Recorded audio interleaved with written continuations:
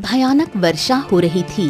आदित्य अपनी पत्नी गौरी के साथ बैलगाड़ी से होते हुए जंगल के रास्ते अपने घर की ओर जा रहा था। तभी उसकी पत्नी उससे बोली, मुझे लगता है कि हमें रुककर बारिश बंद होने का इंतजार करना चाहिए। वर्षा तेज होने लगी है।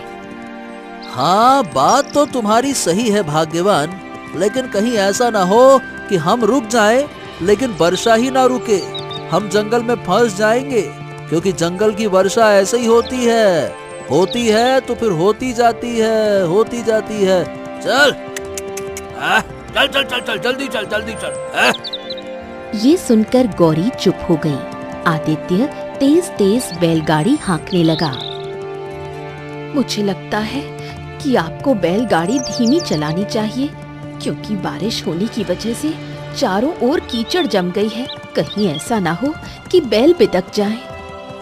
अरे बकवास बंद करो गौरी, क्या तुम कुछ देर के लिए अपना मुंह नहीं बंद कर सकती? एक तो मैं बैलगाड़ी चला रहा हूँ, तुम कचर कचर कचर कचर। बारिश भी इतनी तेज हो रही है। आदित्य ने इतना कहा ही था कि तभी अचानक एक बड़ा सा गड्ढा आ गया जो पानी से भरा हुआ था। बैलों को वो दिखाई नहीं दिया। बैलगाड़ी का संतुलन बिगड़ गया और गौरी अचानक बैलगाड़ी से नीचे गिरकर बेहोश हो गई। आदित्य तुरंत उसके पास आया। गौरी गौरी गौरी आंखें खोलो, क्या हो गया तुम्हें? गौरी आंखें खोलो, गौरी। गौरी के माथे से खून बह रहा था और उसकी आंखों से भी खून निकल रहा था। ओहो, लगता है कि गौरी को भयानक चोट आई है। अरे! वो गौरी को लेकर एक पेड़ के नीचे चला गया। कुछ देर बाद बारिश रुक गई। आदित्य बैलगाड़ी से गौरी को सीधे घर न ले जाकर गांव के वैद्य के पास ले गया। वैद्य गौरी की जांच करता है। देखो, तुमने आने में इतनी देर क्यों कर दी? जब ये गिरी थी तभी तुम्हें यहाँ पे आना चाहिए था। अरे ये कैसी बातें कर रहे हैं? क्या मैं अपनी पत्नी को जंगल में ही छोड़ देता? देखो, तुम्हारी पत्नी की आंखों की रोशनी जा चुकी है, अब ये कभी भी नहीं देख पाएगी। ये सुनकर आदित्य को झटका लगा। वैद्य ने उसे गौरी के जख्मों के लिए कुछ जड़ी बूटियां दी। ये उसके जख्मों पर लगाना, इससे वो ठीक हो जाएगी। लेकिन हाँ, आंखों की रोशनी अब कभी वापस नहीं आएगी। जाओ, ले जाओ। आदित्य अपनी पत्नी को घर ले आया और सारी घटना अपनी माँ को बताई। अगली सुबह गौरी की आंखें खुली। मुझे कुछ दिखाई नहीं दे रहा। मैं कहाँ हूँ? मुझे कुछ क्यों नहीं दिखाई दे रहा? तभी आदित्य वहाँ आ पहुँचा। गौरी, तुम अब अंधी हो चुकी हो, ठीक है? वैद्य जी ने कहा है कि अब तुम्हें कभी भी कुछ भी नहीं दिखाई देगा। ये सुनकर गौरी फूट फूट कर रोने लगी। समय ऐसे ही बीतने लगा, लेकिन उस दिन के बाद से आदित्य का रवैया गौरी के प्रति बदल गया। एक दिन गौरी पानी लाने के दौरान लड़खड़ाते हुए अचानक गिर गई। ये लो, खड़े खड़े गिर गई। अरे मैंने तुझसे पानी मांगा था, वो तो तुझसे लाया नहीं जाता। कम से कम पानी का ही सहारा था तुझसे, वो भी खत्म हो गया। अरे! तभी आदित्य की माँ आती है और आदित्य से कहती हैं, ऐसा नहीं कहते बेटा, तू देख नहीं रहा कि वो अंधी हो चुकी है। अरे अम्मा, मेरे ही कर्म फूटे हुए थे जो इससे ब्याह कर लिया। अब मुझे जीवन भर इस अंधी का बोझ उठाना पड़ेगा, वो तुम्हें नहीं दिख रहा? इतना कहकर आदित्य वहाँ से चला गया। तभी उसकी माँ गौरी के पास आई। बेटा, हिम्मत मत हार, सब ठीक हो जाएगा। क्या ठीक हो जाएगा माँ? कौन समझेगा कि अंधी होने में मेरा क्या दोष है? जब वर्षा हो रही थी तब मैंने कहा था कि रुक जाते हैं। काश हम रुक जाते तो मैं गिरती नहीं और मेरी आंखों की रोशनी ना जाती। इतना कहकर गौरी फूट फूट कर रोने लगी। उसकी सास उसे चुप कराने लगी। धीरे धीरे आदित्य का व्यवहार और भी खराब होता गया। एक दिन गौरी खड़ी थी, अचानक बेहोश हो गई। ये लो, फिर से वही समस्या। लगता है कि अब इसको कोई नई बीमारी हो गई है। पहले अंधी थी, अब घड़ी घड़ी बेहोश भी होने लगी है। क्या कहूँ मैं इसको। ये सुनकर आदित्य की माँ गुस्से से आदित्य से कहती है, कुछ तो इंसानियत रख, शर्म कर, तेरी पत्नी गर्भवती है। ए अम्मा, एक बात बताऊं? अरे मैं तो दूसरा विवाह करने की सोच रहा हूँ और ये गर्भवती है, ये बात तू ऐसे सुन रही है जैसे बहुत बड़ी खुशखबरी हो, हैं? इतना कहकर आदित्य वहाँ से चला गया, लेकिन उसकी माँ गौरी का ख्याल रखने लगी। फिर एक दिन वो अचानक बीमार पड़ी और इस संसार को छोड़ गईं। माँ के अंतिम संस्कार के कुछ दिन बाद आदित्य अपने घर एक दूसरी स्त्री राधा को लेकर आ पहुंचा। सुन गौरी, मैंने दूसरा विवाह कर लिया है। ये कैसे कर सकते हैं आप? एक पत्नी के होते हुए दूसरा विवाह? बिल्कुल कर सकता हूँ। अरे मैं किसी अंधी लड़की के साथ अपना जीवन नहीं बिता सकता। हाँ। और जो मेरी कोख में आपकी संतान पल रही है, उसका क्या? अरे मुझे क्या पता उसका क्या, तेरी संतान है, तू जान। बात करती है, तेरे जैसे ही अंधी या लंगड़ी निकलेगी तेरी संतान। तू यहाँ से निकल जा, निकल यहाँ से। गौरी बहुत हाथ पैर जोड़ती रही, लेकिन आदित्य नहीं माना और उसे रात के समय घर से बाहर निकाल दिया। गौरी आधी रात के समय अपने गांव के बाहर खड़ी होकर रोने लगी। तभी वहां एक बूढ़ी स्त्री आ पहुंची, जो गांव में सबसे अलग थलग रहती थी। सभी लोग उसे रहस्यमयी नजरों से देखते थे। गांव वालों का मानना था कि वो बूढ़ी औरत काला जादू करती है। आखिर तुम आधी रात को गांव के बाहर क्या कर रही हो और तुम रो क्यों रही हो? गौरी सारी घटना रोते हुए उसे बताने लगी। बेटिया, ये संसार ऐसा ही है। बरसों पहले मुझे भी इन्हीं गांव वालों में से किसी एक व्यक्ति ने पत्नी का दर्जा देने से इनकार कर दिया था। बस मैं तेरी तरह अंधी नहीं थी। गांव की सीमा पर झोपड़ी बनाकर रहने लगी और जंगल की सब्जियां, फल फूल खाकर अपना गुजारा करने लगी। लेकिन उसके बावजूद भी गांव वालों ने मेरे ऊपर आरोप लगाया कि मैं काला जादू करती हूँ। मेरे साथ अन्याय हुआ था, इसलिए मैं तेरे साथ हुए अन्याय को समझ सकती हूँ। चिंता मत कर, तू मेरे साथ चल। यहाँ कोई भी गांव वाला तेरी मदद नहीं करेगा। बूढ़ी औरत गौरी को अपनी झोपड़ी में ले जाती है और उसकी देखभाल करने लगती है। कुछ समय बाद गौरी एक सुंदर पुत्र को जन्म देती है। पुत्र को देखकर गौरी फूट फूट कर रोने लगती है। क्या हुआ? तुम्हारे पुत्र हुआ है। इस खुशी के मौके पर तुम रो क्यों रही हो? रो नहीं तो और क्या करूं? अगर मेरी आंखें होती तो शायद मेरा पति होता और ये मौका कितना खुशी का होता। लेकिन देखो, मेरा पुत्र हुआ है। जब ये बड़ा होगा तब मैं इसे क्या बताऊंगी? इसे सब सच बताना, लेकिन साथ ही साथ उसे अच्छे संस्कार देना, अच्छा इंसान बनाना। उसे उसके पिता की तरह मत बनाना। कुछ ही देर बाद बूढ़ी औरत ने गौरी से पूछा, अपने पुत्र का क्या नाम रखोगी? मैं कितनी अभागन हूँ, अपने पुत्र को देख भी नहीं सकती।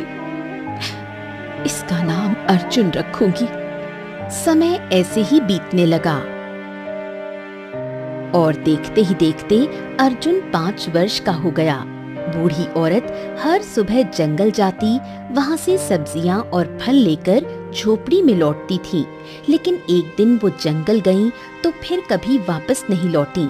शाम हो गई थी, लेकिन बूढ़ी औरत नहीं आई। ये देखकर गौरी घबरा गई और झोपड़ी के बाहर निकल आई। तभी एक व्यक्ति जो गौरी के गांव का ही था वहां आ पहुंचा। लगता है तुम उस बूढ़ी औरत का इंतजार कर रही हो जिसकी झोपड़ी में तुम रह रही हो, है ना? हाँ, मेरा मन बहुत घबरा रहा है। वो अब तक लौट आती थी, वापस क्यों नहीं आई? वो जंगल में फल तोड़ने के लिए गई थी। तभी अचानक एक शेर आ गया और उसने उस पर हमला कर दिया और उसे मार कर खा गया।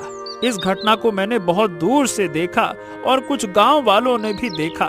माफ करना, लेकिन अब वो कभी वापस नहीं आएगी। चलो, मैं चला। इतना कहकर वो व्यक्ति चला गया। गौरी फूट फूट कर रोने लगी।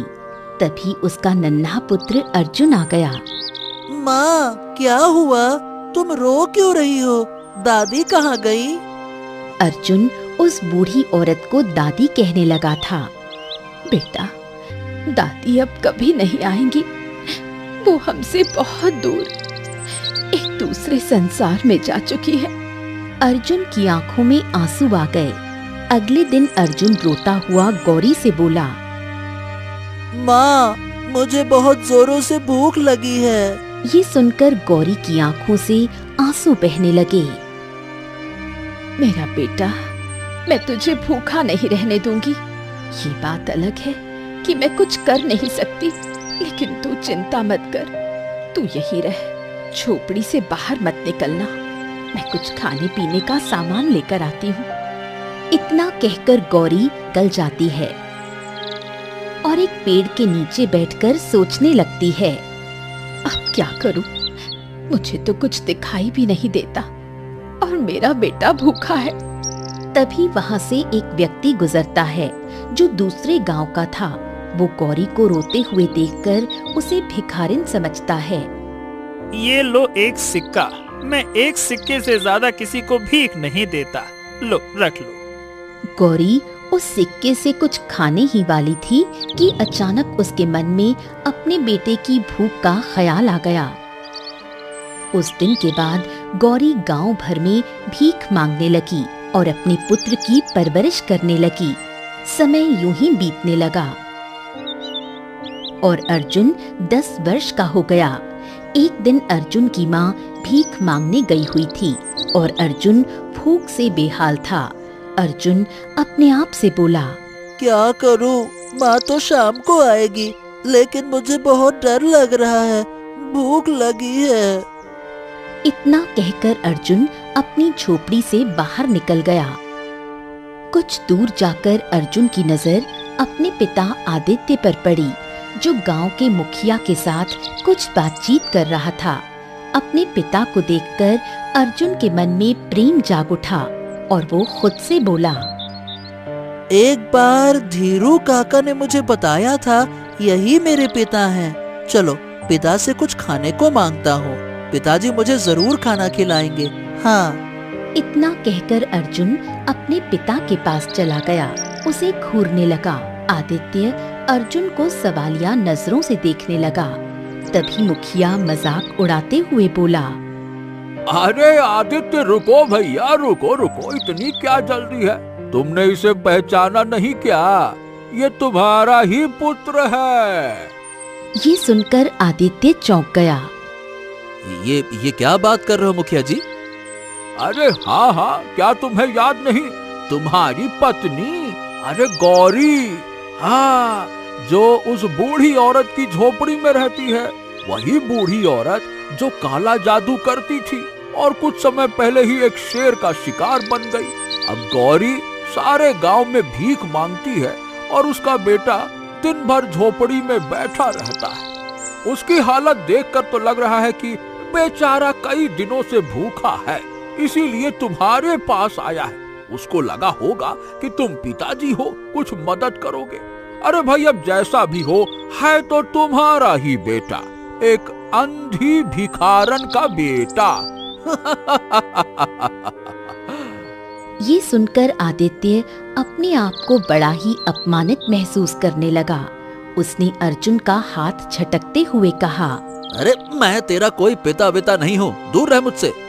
अर्जुन मासूमियत से बोला, लेकिन मुझे धीरू काका ने बताया था कि आप ही मेरे पिता हैं। धीरू काका? अरे कौन धीरू काका रे? मुखिया फिर से हंसते हुए बोला, अरे धीरू काका को नहीं जानता क्या? धीरू काका गांव के सबसे बूढ़े व्यक्ति थे। केवल वही तुम्हारी पत्नी का हाल चाल लेने के लिए जाया करते थे। उन्होंने ही तेरे बारे में बताया होगा। अब धीरू काका भी 2 महीने पहले स्वर्ग सिधार गए। आदित्य ने अर्जुन को धक्का दे दिया। खबरदार जो मुझे अपना पिता कहा, दूर रह तू। तेरी माँ से मेरा कोई रिश्ता नहीं है। कान खोल के ये बात सुन ले। मैंने बरसों पहले ही उसे घर से निकाल दिया था और तुझे भी अपनाने से इनकार कर दिया था।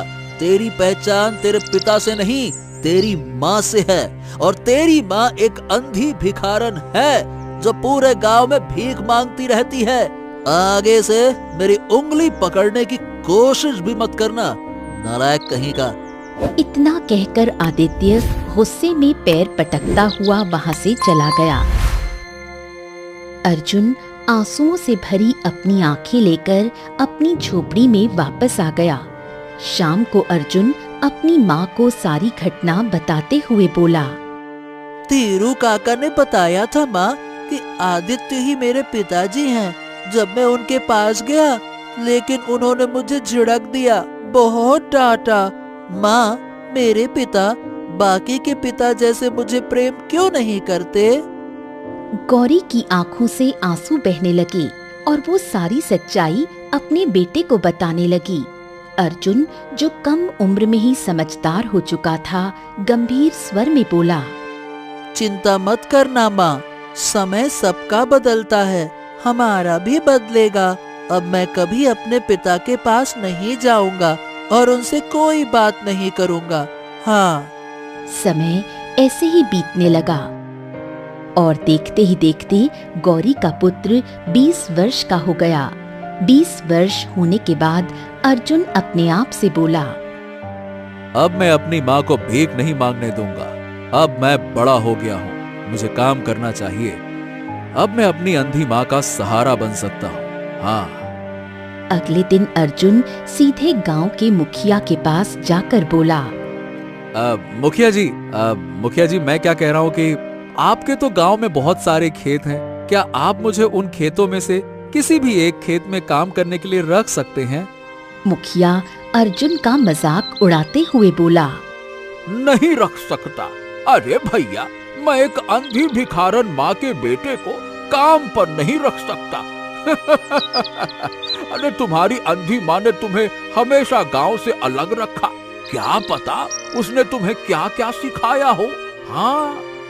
ये सुनकर अर्जुन को गुस्सा आया, लेकिन उसने उसे अपने मन में दबा लिया।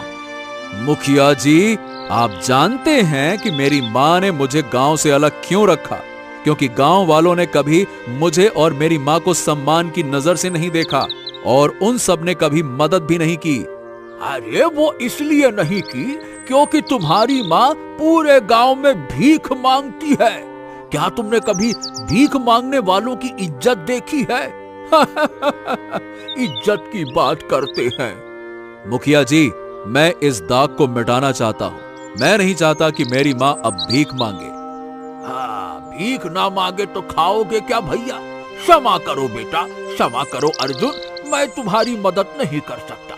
क्या पता तुम मेरे खेत में चोरी कर लो। मैं तुम पर भरोसा नहीं करता। जाओ भैया जाओ। इतना कहकर मुखिया वहां से चला गया। अर्जुन गांव के जमींदार के पास गया। जमींदार हंसते हुए बोला, अरे राजकुमार आए हैं। कल तक तुम्हारी अम्मा भीख मांगने आती थी, अब तू भी आ गया। अबे सुन, एक अंधी भिखारन माँ के बेटे को मेरे खेत में क्या काम? अर्जुन फिर अपना गुस्सा दबाकर बोला, अब देखिए, मुझे काम की जरूरत है।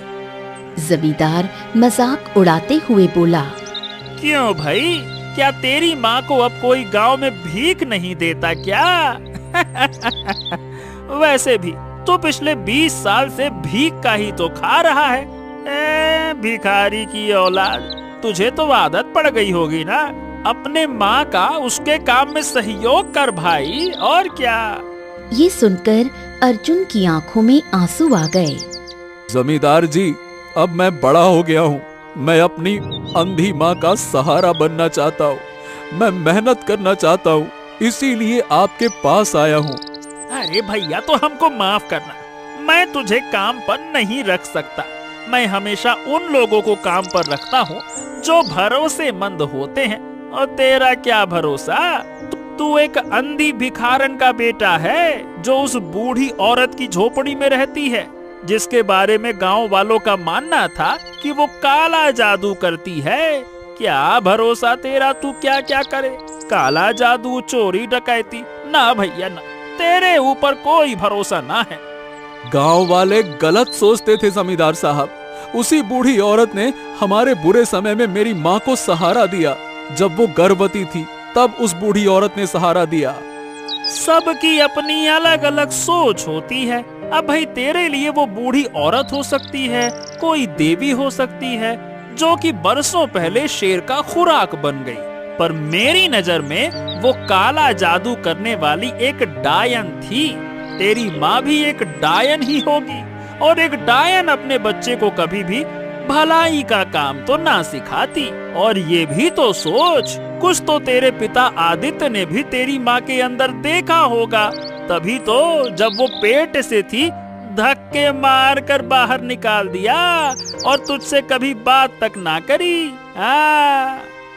ये सुनकर अर्जुन पूरी तरह से क्रोधित हो गया। बस जमींदार, बस बस करो, इसके आगे एक लफ्ज भी मत बोलना। अरे मैं तुम्हारे पास काम मांगने आया था, तुमने मुझे अपमानित किया, इसकी कोई परवाह नहीं, लेकिन मेरी माँ के चरित्र पर उंगली उठाकर तुम हद से ज्यादा आगे बढ़ रहे हो। पूरा हो जाएगा। जमींदार गुस्से से बोला, अरे बुरा हो जाएगा? तेरी हिम्मत कैसे हुई मुझसे ऊंची आवाज में बात करने की? इससे पहले कि मैं तुझे धक्के देकर अपने खेत से बाहर फिकवा दूं, अरे दफा हो जा यहाँ से, निकल जा, निकल चुपचाप। अर्जुन चुपचाप अपमानित होकर चला गया। अर्जुन ने गांव में कई लोगों से काम मांगा, लेकिन किसी ने नहीं दिया। अर्जुन घर लौट आया और उसकी आंखों में आंसू आ गए। क्या हुआ बेटा, तू कहाँ गया था? अर्जुन ने सारी घटना बताई। माँ, मुझे किसी ने काम नहीं दिया। ये सुनकर गौरी की आंखों में आंसू आ गए। सिर्फ मेरी वजह से तुझे अपमानित होना पड़ रहा है। नहीं माँ, ऐसा मत सोचो। तुमने तो मुझे पाल पोस कर बड़ा किया। मेरी परवरिश के लिए तुमने अपने आत्मसम्मान से समझौता किया। दुनिया तुम्हें नहीं समझ सकती, लेकिन मैं तुम्हें समझता हूँ कि तुमने कितने कष्ट सहे। इतना कहकर अर्जुन गहरी सोच में डूब गया। रात भर उसे नींद नहीं आई। अगले दिन अर्जुन अपनी माँ गौरी से बोला, माँ, अब से आप भीख मांगने के लिए नहीं जाएंगी। बेटा, आखिर तू ऐसा क्यों कर रहा है? तू कुछ दिन पहले बता रहा था कि गांव में तुझे कोई काम नहीं देता। कहते हैं कि तू एक अंधी विकलांग का पुत्र है। तेरा क्या भरोसा कि तू चोरी ना कर ले। मैं सब जानता हूँ माँ, और गांव में मुझे काम नहीं देता कोई तो क्या हो गया? अब मैं जवान हो चुका हूँ, मेरे अंदर शक्ति है। मैंने एक कुल्हाड़ी खरीद ली है। आज से मैं जंगल में लकड़ियां काटने जाऊंगा और लकड़ियों को काटकर दूसरे गांव में बेचूंगा। अपने दुख के दिन खत्म हो जाएंगे माँ, देख लेना। अर्जुन लकड़ियां काटने के लिए जंगल चला गया। उसी दिन से वो रोज जंगल जाने लगा, लकड़ियां काटकर दूसरे गांव में बेचने लगा।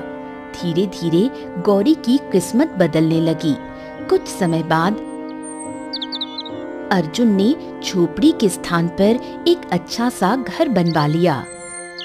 हाँ माँ, देखो माँ, हमारा समय बदल गया। नहीं बेटा, अभी हमारा समय नहीं बदला। मैं चाहती हूँ कि तू और ज्यादा तरक्की करे, इतनी तरक्की कि तेरे पिता को एहसास हो कि उन्होंने तुझे नहीं अपनाकर कितनी बड़ी भूल की थी। गौरी की बात अर्जुन के मन में घर कर गई और वो गंभीर सोच में डूब गया। लेकिन याद रखना, कभी भी तरक्की के लिए बेईमानी और झूठ का सहारा मत लेना और अत्याचार मत करना। हमेशा ईमानदारी से अपना कर्तव्य निभाना। ईमानदार व्यक्ति को सफलता भले ही देर से मिलती है, लेकिन मिलती जरूर है। जानता है मैं तुझे ऐसा क्यों कह रही हूँ? क्योंकि मैं चाहती हूँ कि दुनिया तुझे नाम से नहीं, तेरे काम से पहचाने। समय ऐसे ही बीतता गया।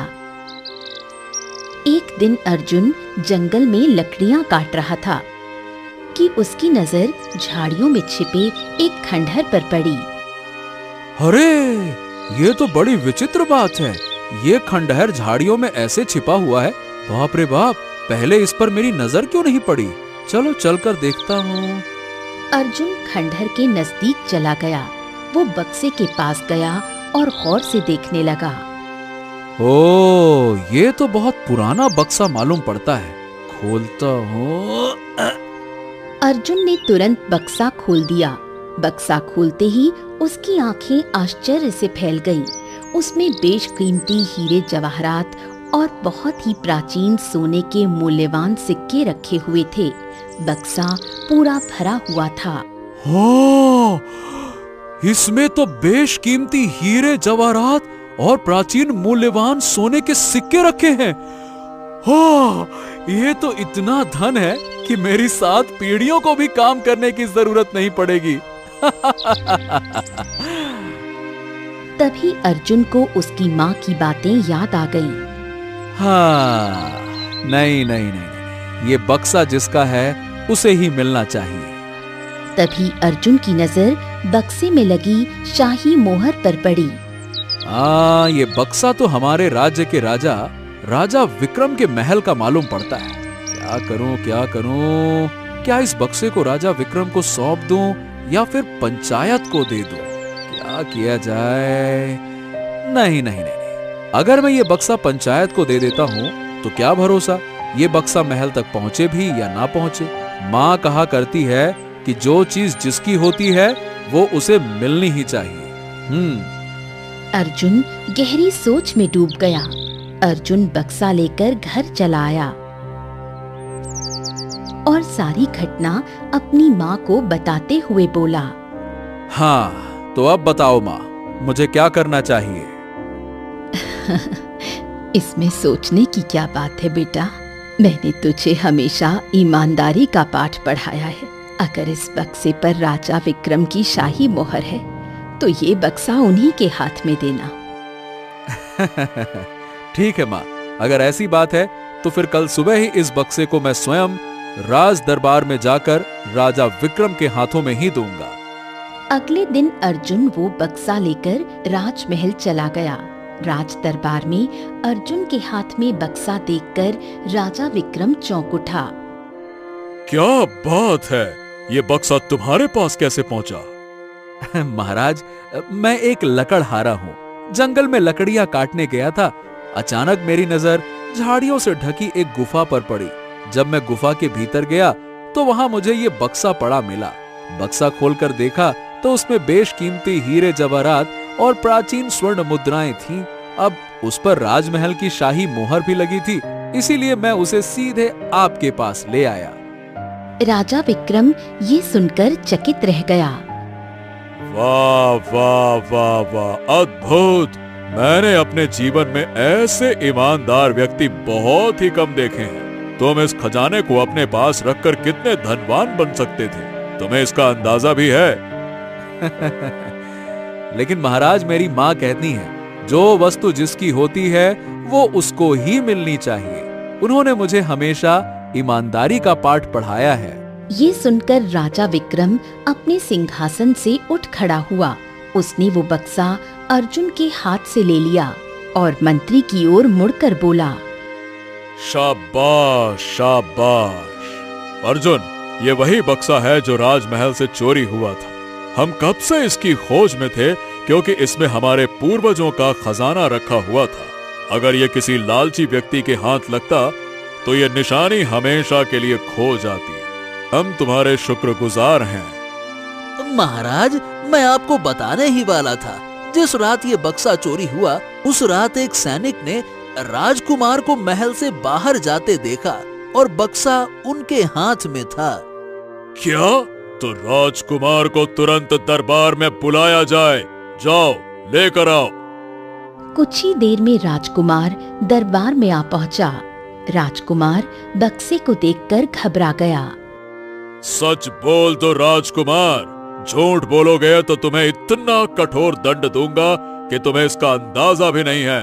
और तुम जानते हो मैं कठोर दंड देने में अपनी प्रजा के बीच कितना प्रसिद्ध हूँ। पिताजी, मुझे माफ कर दीजिए। मैं जमुना बाई को पसंद करता था और आप इस विवाह के खिलाफ थे।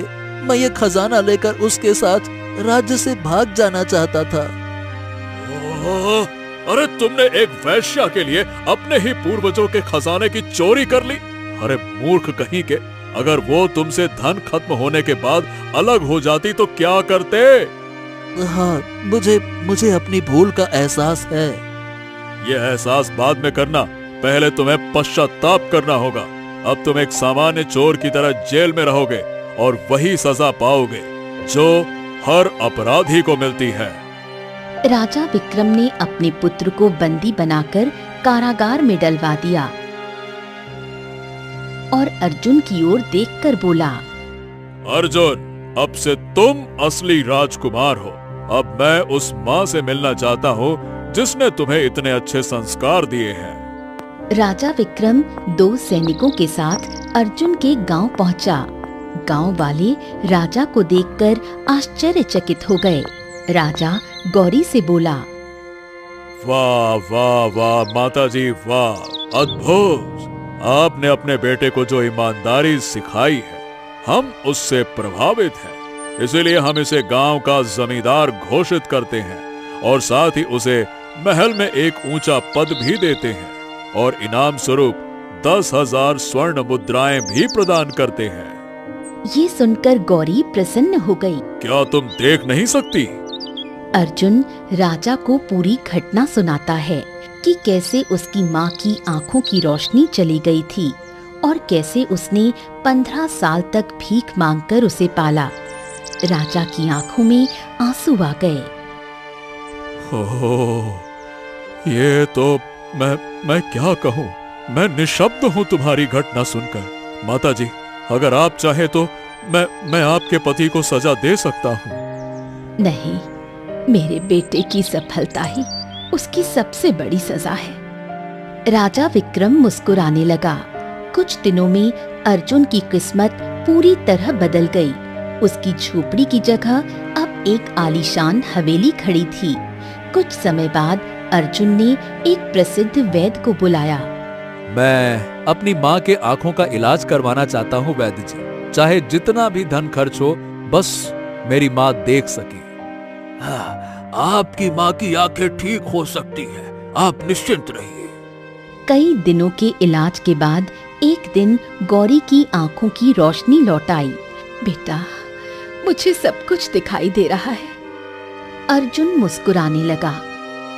अब अर्जुन न सिर्फ गांव का जमींदार था, बल्कि महल में ऊंचा पद भी प्राप्त कर चुका था। गांव में उसका और उसकी माँ का बहुत सम्मान होने लगा।